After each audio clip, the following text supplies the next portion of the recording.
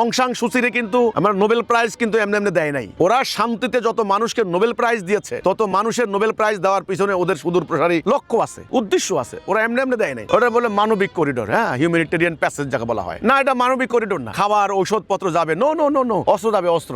বলা হচ্ছে ইরানের পর নতুন যুদ্ধক্ষেত্র হবে মিয়ানমার ও বাংলাদেশ। বিশ্লেষকরা মনে করছেন মিয়ানমার ও বাংলাদেশকে কেন্দ্র করে দক্ষিণ এশিয়ায় নতুন যুদ্ধের প্লট সাজানো হচ্ছে। তো এমন কোনো সম্ভাবনা আপনি দেখেন কিনা?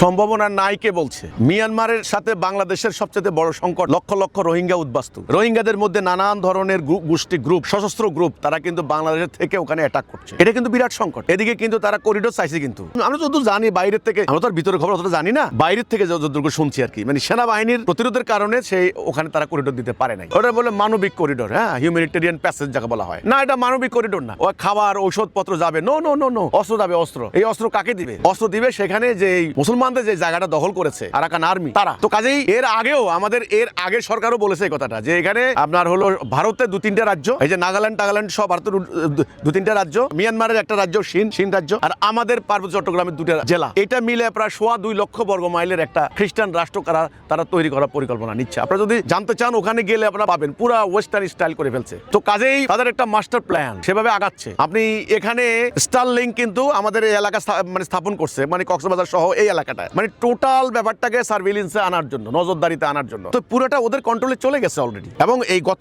ইন্টারিম তারা যে চুক্তি করলেন নির্বাচনের আগে, তো তড়িঘড়ি করে, কোনো জনমত নাই, পার্লামেন্টে কোনো আলোচনা নাই, রেডিও টেলিভিশন জনগণকে কিচ্ছু জানানো হয় নাই, চুক্তির ভেতরে কি বাহিরে কি লক্ষ্য কি কিচ্ছু না, যা করলো তারা তা বললো। এই যে চুক্তি করে গেল, এখন এই চুক্তি থেকে তারেক জিয়া সরকারকে পিছনে সরার কোনো সম্ভাবনা আছে? পারবেন না। এই জন্য আগামীতে আমি মনে করি বিরাট সংকট আমাদের কপালে আসতেছে। কিন্তু সেটা হলো যে মিয়ানমার, ওখানে ভারতের 7টা রাজ্য, 7 সিস্টার্স, আর আমাদের এই যে বাংলাদেশ, এই ব্লক। আর ইতিমধ্যে কিন্তু আমেরিকা মিয়ানমারের যে সামরিক জান্তার বিরুদ্ধে কিন্তু তারা একাট্রা। অং সান সুচিরে কিন্তু আমরা নোবেল প্রাইজ কিন্তু এমনি এমনি দেয় নাই। ওরা শান্তিতে যত মানুষকে নোবেল প্রাইজ দিয়েছে, তত মানুষের নোবেল প্রাইজ দেওয়ার পিছনে ওদের সুদূর প্রসারী লক্ষ্য আছে, উদ্দেশ্য আছে। ওরা এমনি এমনি দেয় নাই। আপনার ভেনেজুয়েলার নোবেল প্রাইজ দিয়েছে মাসাদো নামে এক নেত্রীকে। এর নোবেল প্রাইজ দেওয়ার উদ্দেশ্য হচ্ছে পুরো জাতির মধ্যে একটা মারামারি, একটা ডিভিশন সৃষ্টি করে দেওয়া, কোনোদিন জাতি যেন ঐক্যবদ্ধ হতে না পারে। ঠিক মিয়ানমারে তারা ওই যে অং সান সুচিরে গণতন্ত্রের নেত্রী, সারা ওয়ার্ল্ডের মিডিয়া তাকে নায়িকা বানাই দিছে, গণতন্ত্রের নায়িকা। কিন্তু দেখেন বিষয়টা কিন্তু তা নয়। ওদের উদ্দেশ্য হচ্ছে মিয়ানমারকে দখল করা, এখানে